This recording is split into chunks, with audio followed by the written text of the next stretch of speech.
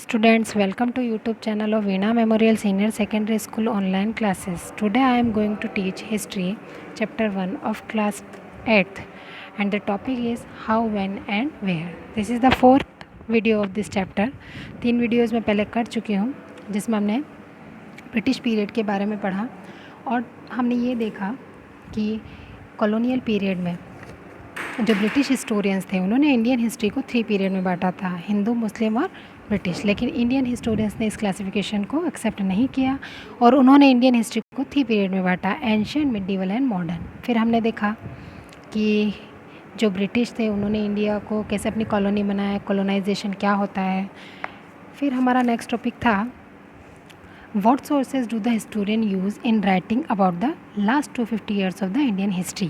यानी कि Indian history को अगर हमें जानना है कि लास्ट 250 ईयर्स की जो इंडियन हिस्ट्री है तो कौन कौन से सोर्सेज जो हिस्टोरियंस के लिए यूज़फुल होते हैं। तो उसमें हमने देखा था कि जो ब्रिटिश रिकॉर्ड्स होते हैं वो बहुत ज़्यादा हेल्पफुल होते हैं। जो ब्रिटिश थे वो राइटिंग को बहुत इम्पोर्टेंट मानते थे, वो इम्पोर्टेंट डॉक्यूमेंट्स को, जो एग्रीमेंट होते थे, जो डिसीजंस होते थे या कोई प्लान हुआ, कोई पॉलिसीज़ हुई, उनको रिटर्न में लिखवाते थे और उनको जो है प्रिजर्व करके रखा जाता था फॉर एग्ज़ाम्पल आर्काइव्स में, म्यूज़ियम्स में, ताकि उनको जब टाइम पढ़ने पर उनको पढ़ा जा सके और उनकी हेल्प ली जा सके।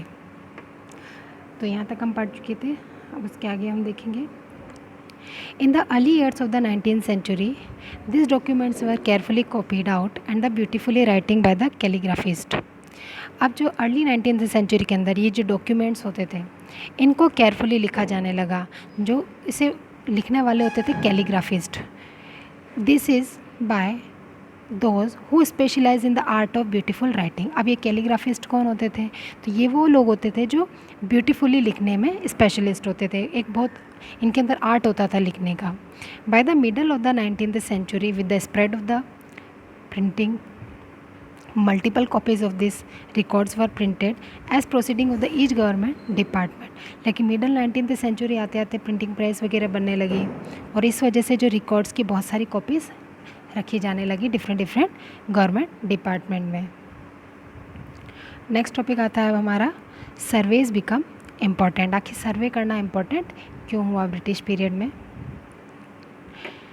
The practice of the surveying also became common under the colonial administration. अब कॉलोनियल पीरियड के अंदर सर्वे करना एक बहुत ही कॉमन था, सर्वे की जाती थी हर चीज़ की। The British believe that a country had to be properly known before it could be effectively administered.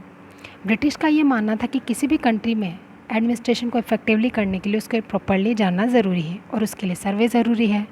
Bye the early 19th century detailed survey were being carried out to map the entire country. उसके बाद early 19th century में जो British थे उन्होंने detail सर्वे करना start किया पूरा country का। In the villages revenue surveys were conducted और गाँवों के अंदर रेवेन्यू सर्वेस जो सर्वेस किए गए। The effort was to know the topography, the soil quality, the flora and the fauna and the local histories and the cropping pattern, or all the facts seen as the necessary to know about the administer the region।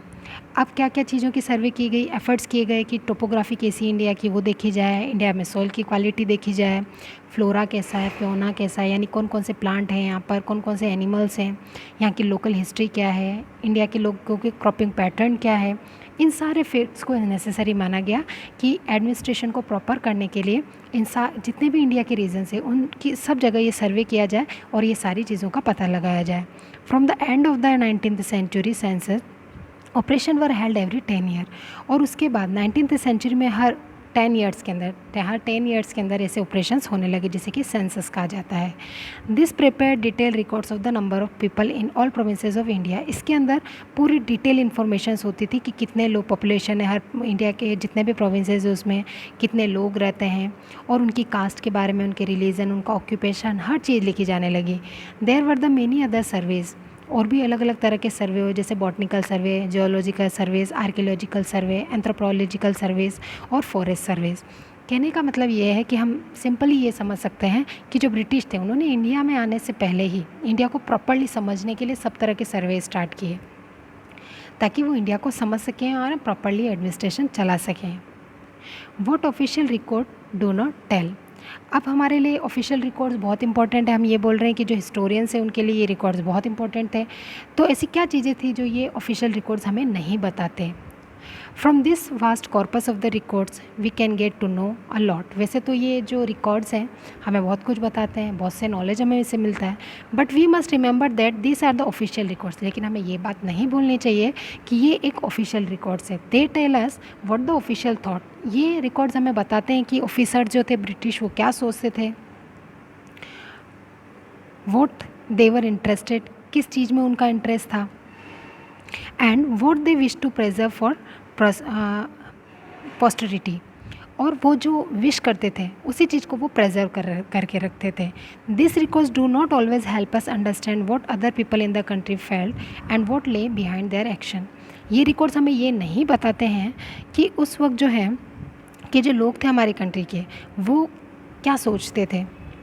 ये हमें समझने में ये help नहीं करते ये records. उन लोगों के एक्शंस क्या होते थे, ब्रिटिश अगर कोई स्टेप उठाते तो उसके अगेंस्ट इंडियन का क्या रिएक्शंस होता था, ये चीज़ें ये रिकॉर्ड्स हमें नहीं बताते। For that we need to look elsewhere. इसके लिए हमें कहीं और देखना पड़ता है। When we begin to search for this other sources we find them in a plenty, तो though they are more difficult to get than the official records. तो इसके लिए हमें कुछ और सोर्सेज की ज़रूरत पड़ती है जो कि बहुत डिफ़िकल्ट है। इन ऑफिशियल रिकॉर्ड्स के अलावा ये रिकॉर्ड्स ऐसे सोर्सेज हमें बहुत ही कम मिलते हैं जो ऑर्डिनरी पीपल के बारे में हमें बताएं। फिर भी बहुत सी चीज़ें ऐसी हैं जिनसे हम जान सकते हैं उस टाइम के बारे में या ब्रिटिश पीरियड के बारे में। We have diaries of the people. बहुत से लोग जो डायरीज़ लिखते थे वो डायरीज़, जो पिलग्रिम्स अकाउंट्स होते हैं वो travellers, autobiographies of the important personalities, and the popular booklet that were sold in the local bazaars. As printing spread, the newspaper were published and the issues were debated in the public. कई बार क्या होता था, जो biographies होती थी, जो magazines होती थी लोकल बाज़ार के अंदर जो बिकती थी, न्यूज़पेपर्स होते थे जो कि पब्लिश किए जाते थे, या तो उस वक्त की जो इम्पोर्टेंट पर्सनालिटीज़ होती थी तो वो अपने बारे में जो कुछ लिखती थी, जो न्यूज़पेपर में उनके बारे में लिखा जाता था, तो ये सारी चीज़ें पढ़ के हम जो है उनके बारे में पता लगा सकते हैं कि उस टाइम में वाकई में जो जनरल सिटीजन्स होते थे तो वो उनकी लाइफ कैसी थी। As the printing spread newspaper were publish and the issues were debated in the public. अब जैसे जैसे न्यूज़पेपर प्रिंटिंग प्रेस बनती गई, न्यूज़पेपर अलग अलग तरह के आने लगे थे, तो वैसे ही पब्लिकली डिबेट होने लगी, यानी डिबेट्स होती थी, डिस्कशंस होते थे। Leaders and the reformers wrote to spread their ideas, poets novelist wrote to express their feelings. अब जो पोइट्स थे, जो नॉवलिस्ट थे, वो धीरे धीरे अपने आइडियाज़ को वो स्प्रेड करने लगे। जो पॉलिटिकल लीडर्स थे, सोशल रिफॉर्मर्स थे, अपने आइडियाज़ को वो स्प्रेड करने लगे, अपने फीलिंग्स को सबके साथ शेयर करने लगे। तो आज के लिए बस इतना ही, बाकी हम नेक्स्ट वीडियो में देखेंगे।